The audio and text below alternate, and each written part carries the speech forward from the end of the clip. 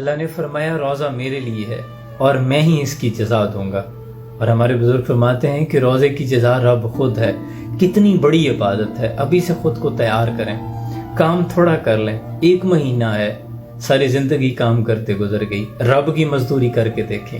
کام تھوڑا کر لیں، پڑھائی مختصر کر لیں، نوکری کا وقت مختصر کروا لیں، جیسے بھی کر کے گرمی برداشت کریں، بھوک برداشت کریں، پیاس برداشت کریں۔